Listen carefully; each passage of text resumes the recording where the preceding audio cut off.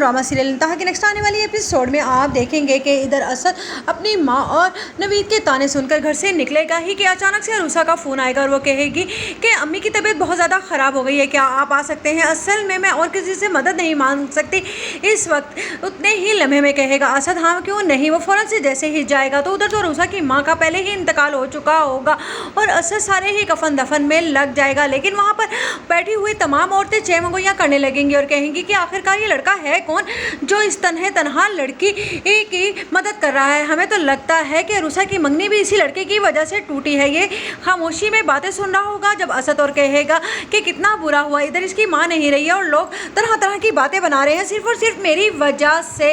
उधर जब आएगा असद की माँ का फ़ोन और वो कहेगी कि तुम कहाँ चले गए हो, मैं तुम्हारे बगैर नहीं रह सकती, मैं नवीद से कहूँगी कि वो तुमसे माफ़ी मांग ले। उस पर असद कहेगा कि मुझे जब आना होगा मैं आ जाऊँगा, फ़िलहाल तो मैं यहाँ पर अरूसा के घर पर हूँ।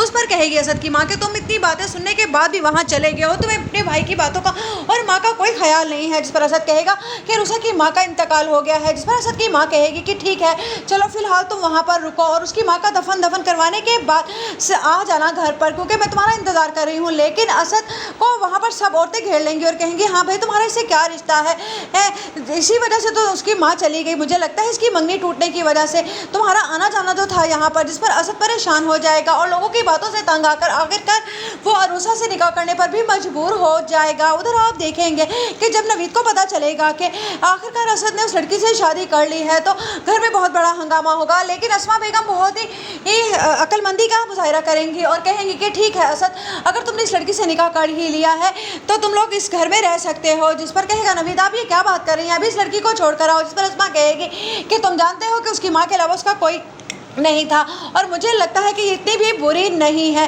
क्योंकि अहमद भी समझा कर जाएगा कि अस्मा आंटी वो इतनी बुरी नहीं है, ये तो सिर्फ और सिर्फ मेरी माँ और मेरी बहन के दिमाग पे ही फतूर भरा हुआ है जो आपको भड़काती